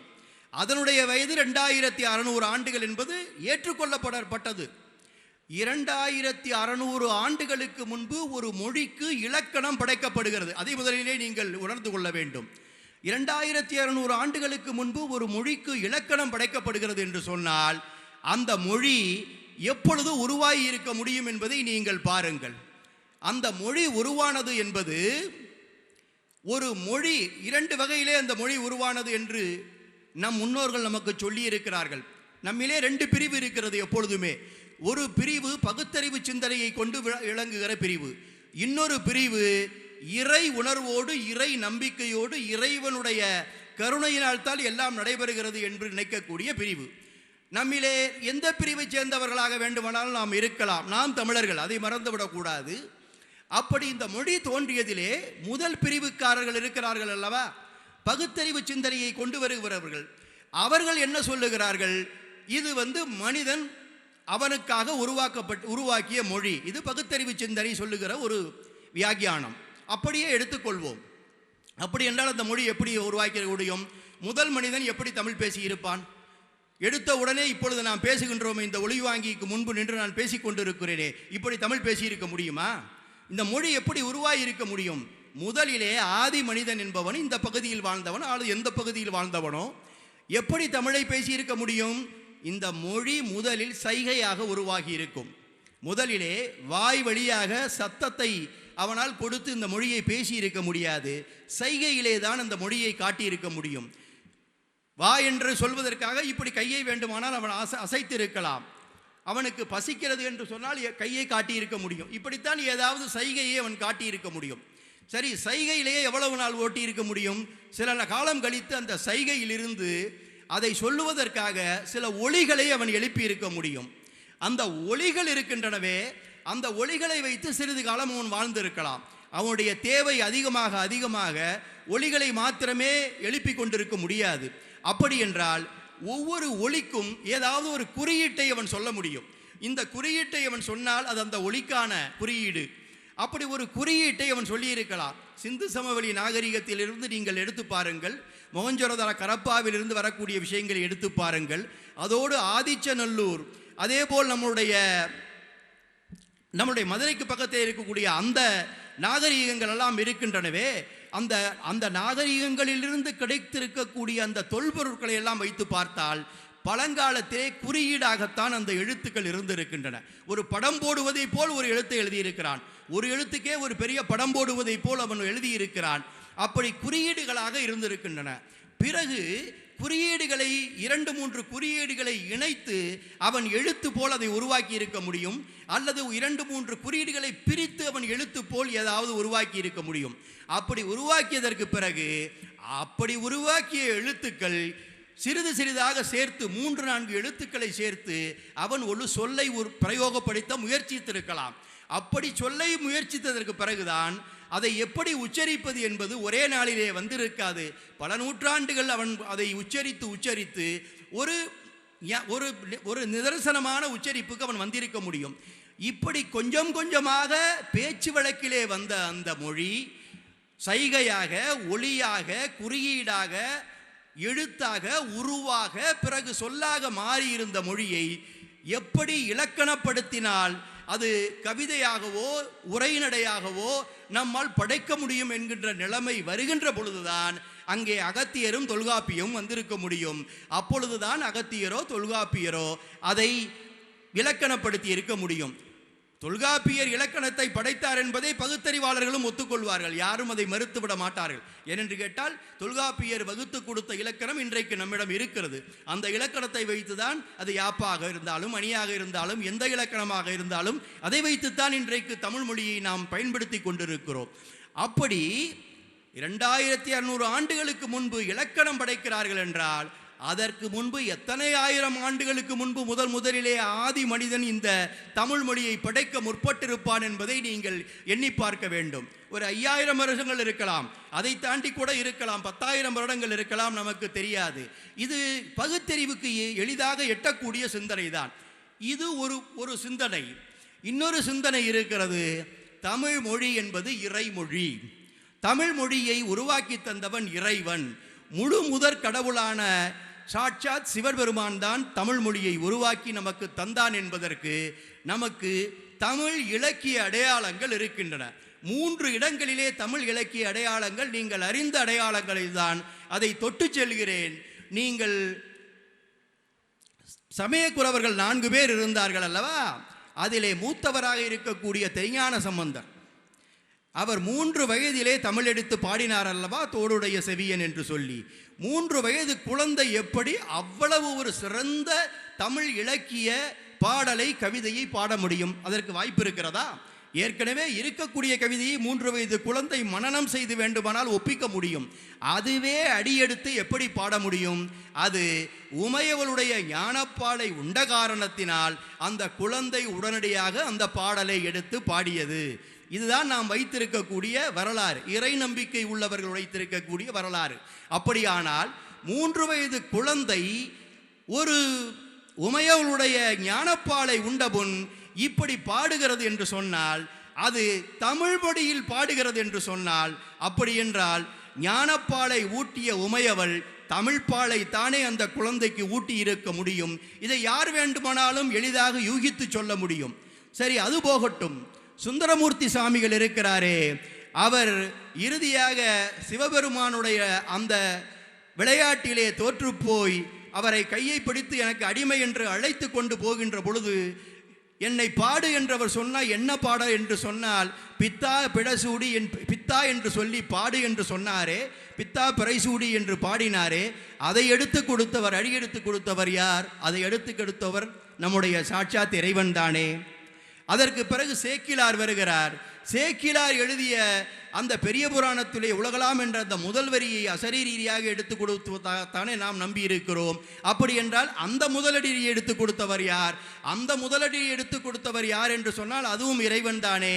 அதற்கு பிறகு திருவாசகத்தை முழுமையாக தன்னுடைய கைச்சாத்திட்டு தன்னுடைய எழுதுகோளால் எழுதியவர் மார்வேடம் போட்டு இறைவன் எழுதினார் என்பதைத்தானே நாம் படிக்கிறோம் நம்முடைய சிதம்பரம் சந்நிதியிலே. அப்படி என்றால் அதை எழுதிய சிவபெருமான் தமிழ் மொழியிலே எழுதியார் என்றால் அது இறைமொழிதானே. கம்பன் இதை ஒரு இடத்திலே சொல்லுவான். கம்பன் ஒரு இடத்திலே சொல்லுகின்ற பொழுது சிவபெருமான் தந்த மொழி அகத்தியன் இலக்கணம் படைத்த மொழி என்று கம்பன் 1000 ஆண்டுகளுக்கு முன்பு 10ஆம் நூற்றாண்டிலே பதிவு செய்திருக்கிறான். இதையெல்லாம் இறை வழிபட்டவர்கள், இறையை நம்புபவர்கள் ஏற்றுக்கொண்டிருக்கக்கூடிய உண்மை, பேருண்மை என்னவென்று சொன்னால், தமிழ் மொழி என்பது இறைமொழி. இப்பொழுது 2 பகுதியினருக்குமான அந்த விடயம் வந்துவிட்டது பாருங்கள். ஒரு பகுதியிலே பகுத்தறிவு சிந்தனையாளர்கள் அது மனிதனே உருவாக்கிய மொழி, ஆதி மொழி, அது கொஞ்சம் கொஞ்சமாக உருவாகி கருப்பெற்று உருப்பெற்று இலக்கணத்தை படைத்து பிறகு இலக்கியம் படைத்து இன்றைக்கு அது வளர்ந்து நிற்கிறது என்பது நம்முடைய பகுத்தறிவாளர்கள் சொல்லுகிற சிந்தனை. இறைவழி வந்தவர்கள் சொல்லுகிற சிந்தனை இறைவன் நமக்கு தந்த மொழி என்று. இறைவன் நமக்கு தந்த மொழி என்றாலும் அது தமிழ் மொழி, இயற்கையிலே நாம் படைத்த மொழியாக இருந்தாலும் அது தமிழ் மொழி.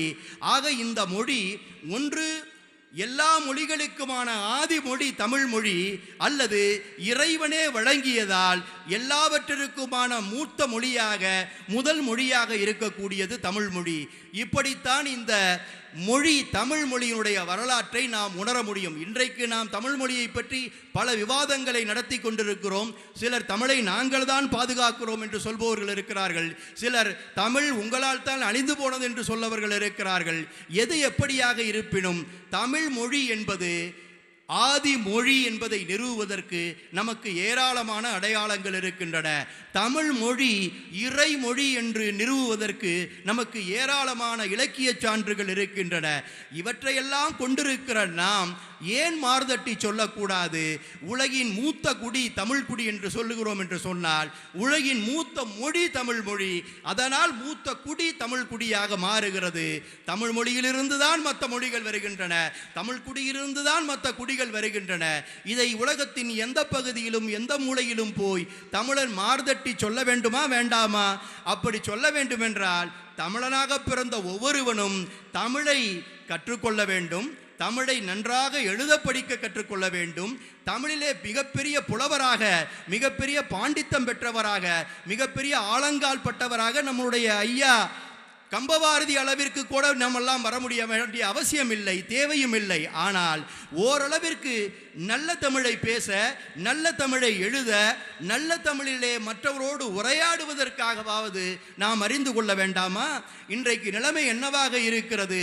10ஆம் வகுப்பு தேர்விலே 40,000 பிள்ளைகள் தமிழ் தேர்விலே தேர்ச்சி பெறவில்லை என்கின்ற ஒரு அதிர்ச்சி செய்தி சென்ற ஆண்டு வந்தது. நீங்கள் எல்லாம் பார்த்திருப்பீர்கள்.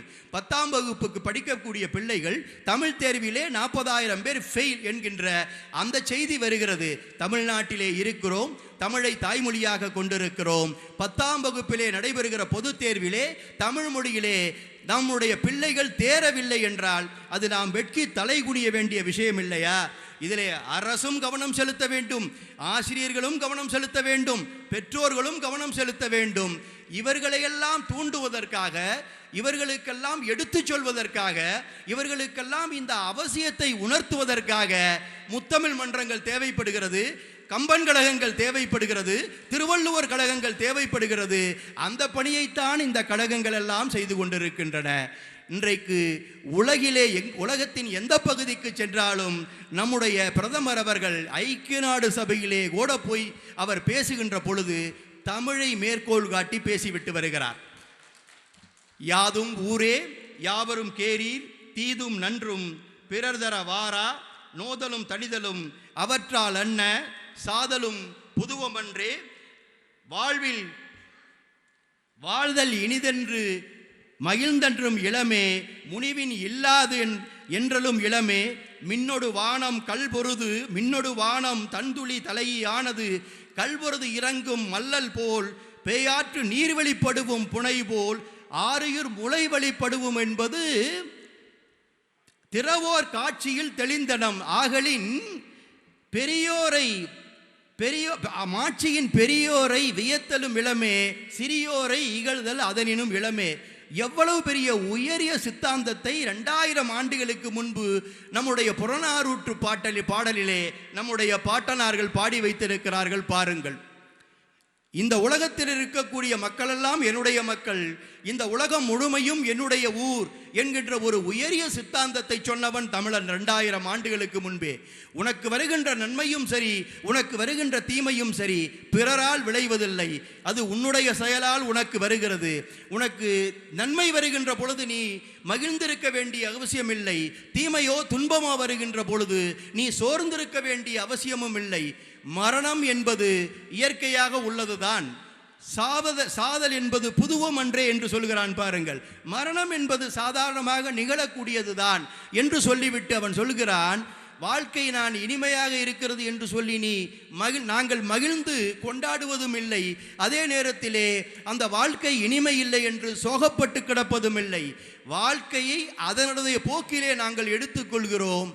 இடி இடித்து மின்னல் மின்னி மழை பெய்து அந்த மலை முகடுகளிலே அந்த நீர் வீழ்ச்சிகளிலே ஓடி வருகின்ற நீரிலே மிதவை தெப்பம் போல் அந்த நீர்க்குமிழிகள் மிதந்து போகின்றனவல்லவா, அந்த நீர்க்குமிழிகளுடைய ஆயுசும் வினாடியும் எத்தனை நொடிகள் என்று தெரியுமா? அந்த நீர்க்குமிழிகள் அப்படியே அத்து போய்விடும் அல்லவா, காணாமல் போய்விடும் அல்லவா. அதுபோல்தான் மனித வாழ்க்கையும். அந்த வாழ்க்கையிலே நம்முடைய வாழ்க்கையெல்லாம் ஒரு நீர்க்குமிழி போலதான். இந்த உலகத்திலே வருகின்ற அந்த ஓடை போன்ற அந்த நீரிலே, இந்த உலகியல் வாழ்க்கையிலே நாம் எல்லாம் வந்து போய் கொண்டிருக்கக்கூடியவர்கள். ஆகவே அவன் பெரிய மனிதன், இவன் பெரிய மனிதன், அவன் பணக்காரன், அவன் பெரிய பதவியிலே இருக்கிறான் என்று யாரையும் பார்த்து நாங்கள் ஆச்சரியப்படுவதும் இல்லை. அதேபோல் ஒரு சாமானியனை பார்த்து நாங்கள் அவனை குறை சொல்வதும் இல்லை, சிறியோரை கண்டு இகழ்வதும் இல்லை. இது இரண்டுமே எங்களுக்கு கிடையாது என்று ஒரு உலகளாவிய மனித சமூகத்திற்கான ஒரு மிகப்பெரிய தத்துவத்தை 2000 ஆண்டுகளுக்கு முன்பே பாடி வைத்து சென்றவன் தமிழன். இப்படிப்பட்ட மிக அரிய தமிழ் இலக்கிய பொக்கிஷங்கள் ஏராளமாக கொட்டி கிடக்கின்றன தமிழ் இலக்கியங்களிலே. தமிழ் இலக்கியத்தினுடைய அறநெறி இலக்கியமாக இருந்தாலும் சரி, அருள்நெறி இலக்கியம் என்று சொல்லக்கூடிய இறை இலக்கியமாக இருந்தாலும் சரி, வாழ்வியல் இலக்கியமாக இருந்தாலும் சரி, எல்லா இலக்கியங்களையும் ஒரு முறை தமிழ் இலக்கியங்களை படித்து பார்ப்பதற்கு தமிழனுக்கு வயது போராது. ஆனால் ஒரு முறையாவது அந்த இலக்கியங்களிலே என்ன சாராம்சத்தை நம்முடைய முன்னோர்கள் படைத்து தந்திருக்கிறார்கள் என்பதையாவது தமிழன் ஒவ்வொருவரும் உணர்ந்து கொள்ள வேண்டும். அப்படி தமிழன் உணர்ந்து கொள்ள வேண்டும் என்று சொன்னால் அவன் ஒவ்வொருவனும் போய் வகுப்பறையிலே படித்துவிட்டு வர முடியாது. ஒவ்வொருவனும் போய் தினசரி பாடசாலையிலே படித்துவிட்டு வந்துவிட முடியாது. தினந்தோறும் புத்தகத்தை எடுத்து புத்தக புழுவாக இருந்து அவன் எல்லாவற்றையும் மனனம் செய்து விட முடியாது. ஏனென்று கேட்டால் அவனுக்கு வேறு வேறு பணிகள் இருக்கின்றன. கிடைக்கின்ற நேரத்திலே, கிடைக்கின்ற ஓய்வு நேரத்திலே அவன் தமிழை அறிய வேண்டும், தமிழ் இலக்கியத்தை அறிய வேண்டும், தமிழினுடைய தொன்மையும் பெருமையும் பண்பாட்டு விழுமியங்களையும் அவன் அறிந்து கொள்ள வேண்டும். அதற்கு அவன் எடுக்கிற முயற்சிகளை தாண்டி இது போன்ற நடைபெறுகிற விழாக்களிலே வந்து ஒரு ஓரமாக அவன் அமர்ந்திருந்தார் என்று சொன்னால், இன்று காலை துவங்குகிற இந்த விழா நாளை மாலை வரை நடைபெறுகிறது. எத்தனை நிகழ்ச்சிகள், எத்தனை தமிழறிஞர்கள், எத்தனை தமிழ் சான்றோர்கள் தமிழை பற்றி, இலக்கியத்தை பற்றி இங்கே அள்ளித்தரவிருக்கிறார்கள். அது செவி வழி அவனுக்கு செல்கிற பொழுது தமிழனுடைய அந்த உரையினுடைய, தமிழ் மொழியினுடைய வீச்சையும் விரிவையும் உணர்ந்து கொள்வதற்கு வாய்ப்பாக இருக்கும் என்று கருதித்தான் இந்த முத்தமிழ் விழாக்கள் எல்லாம் நடைபெறுகின்றன. அந்த வகையிலே முத்தமிழ் மன்றம் வாணியம்பாடியிலே தன்னுடைய பணியை 33 ஆண்டுகளாக சிறப்புற செய்திருக்கிறது. இந்த ஆண்டிலே மிகப்பெரிய சோகம் அதற்கு ஏற்பட்டாலும், பிரகாசம் என்ற மாணிக்கத்தை நாம் இழந்திருந்தாலும், அந்த சோகத்தையும் நெஞ்சிலே தாங்கி விடாது தமிழ் பணி செய்வோம் என்று வந்திருக்கக்கூடிய உங்கள் அத்துணை பேரையும் நான் வாழ்த்துகிறேன், வணங்குகிறேன். உங்களுடைய தமிழ் பணி தொடர வேண்டும். வாணியம்பாடி முத்தமிழ் மன்றம் வாழ்வாங்கு வாழ்ந்து தமிழ் பணி செய்ய வேண்டும் என்று சொல்லி நெஞ்சார வாழ்த்தி விடைபெற்றுக் கொள்கிறேன். நன்றி, வணக்கம். தலைவர் அவர்களே, நெகிழ்வுரையாக தொடங்கி தமிழ்மொழி இலக்கிய வரலாற்று பேராசிரியராகவே மாறி பேருரை நிகழ்த்தி அமர்ந்திருக்கிற நீதியரசர் அவர்களுக்கு இந்த மன்றம் நன்றியை தெரிவித்துக் கொள்கிறது. மிகுந்த கரவொலி எழுப்பி அவருக்கு நாங்கள் பாராட்டுதலையும் வாழ்த்துதலையும் நன்றியையும் தெரிவித்துக் கொள்கிறோம். இனி தொடர்ந்து தொடக்க உரை ஆற்றுவதற்காக வருகை புரிந்திருக்கிற திரு சே. ராஜேந்திரன் அவர்கள். சாதாரண விவசாய குடும்பத்திலே பிறந்தவர். அவரை பற்றி ஒரு அறிமுகம். 1975 வேளாண்மை பட்டம் பெற்றவர். 3 ஆண்டுகள் வேளாண்மை துறையிலே பணியாற்றிவிட்டு பிறகு வேளாண்மை துறை செயலாளராகவே ஓய்வு பெற்றவர். ஒருங்கிணைந்த வேலூர் மாவட்டத்தின் ஆட்சித்தலைவராக மிகச்சிறப்பாக பணியாற்றியவர். பாலாறு ஓடுகிற வேலூரிலே நூலாறு ஓடவிட்டவர். ஆமாம், புத்தக கண்காட்சியை சிறப்பாக நடத்தி புகழ் பெற்றவர். குறை தீர்க்கும் நாள் முகாம்களில் வரும் மக்களுக்கு தன் சொந்த செலவில் உணவு வழங்கிய பெருமைக்குரியவர். தமிழோடு தன்னை பிணைத்து கொண்டார். தமிழ் இலக்கியங்களோடு இணைத்து கொண்டவர். ஆன்மீகத்தில் தன்னை வார்த்து கொண்டு சிவனருட் தொண்டர்களோடு கரம் கோர்த்து கொண்டவர். தன் அண்ணனுடனும் தம்பியுடனும் இணைந்து சன் IAS அகாடமி பயிற்சி மையம் அமைத்து பல நூறு மாணவர்களின் கனவை மெய்ப்பட வைத்து கொண்டிருப்பவர். நம் முத்தமிழ் மன்றத்தின் 17ஆம் ஆண்டிலும் 19ஆம் ஆண்டிலும் விழாவிலே உரையாற்றி சிறப்பித்தவர். 17ஆம் ஆண்டு விழாவில் அவர் தொடக்க உரையாற்றிய நாள் 23/1/2009 வெள்ளிக்கிழமை. 17 ஆண்டுகளுக்கு பிறகு, மிகச்சரியாக 17 ஆண்டுகளுக்கு பிறகு 17ஆம் நூற்றாண்டிலே வந்து உரையாற்றிய நம்முடைய அருமைக்குரிய கலெக்டர் அவர்கள் இன்று அவர் தொடக்க உரையாற்றுகிற நாள் 24/1/26 சனிக்கிழமை. இந்த ஒற்றுமையை நான் பார்த்து வைக்கிறோம். மிகுந்த ஈடுபாட்டோடு பேசுவது மட்டுமல்ல, அவர் ஈடில்லா பாட்டோடும் சேர்த்து பேசுவார். பண்பாட்டோடு கரவொலி எழுப்பி அன்பிற்கினிய திரு ராஜேந்திரன் ஐயா அவர்களை தொடக்க உரை வழங்க வருக வருக என அழைக்கின்றோம்.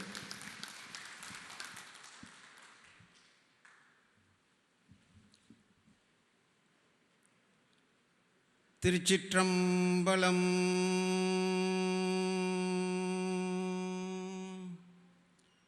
தில்லையம்பலம்.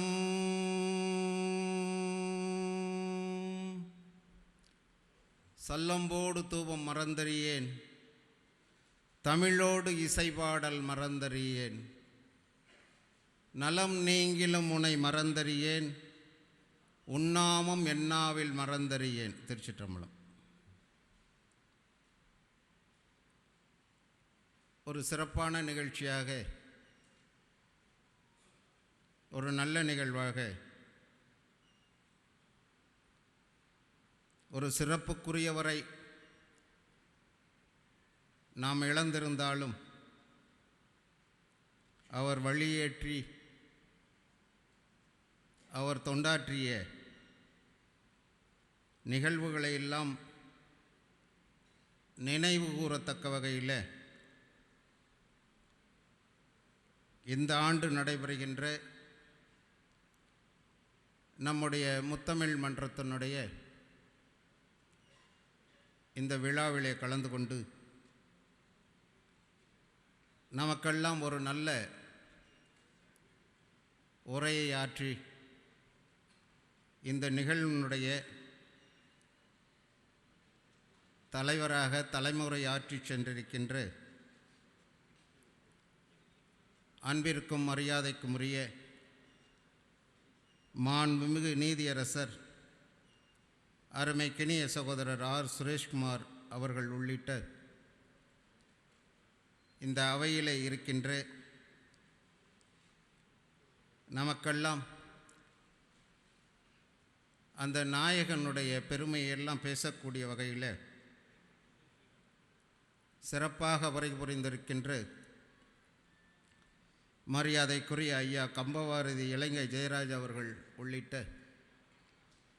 இந்த அவையில் மேடையிலும் எங்களுக்கு எதிரேயும் அமர்ந்திருக்கின்ற ஆன்றோர் சான்றோர்களை வணங்கி இந்த நிகழ்வை பொறுத்தவரையில் நாம் கூடாத ஒரு மனிதரை இழந்திருக்கிறோம். நாமெல்லாம் மறக்க முடியாத அளவிற்கு நல்ல ஒரு மனிதனாக, நல்ல ஒரு மனித நேயராக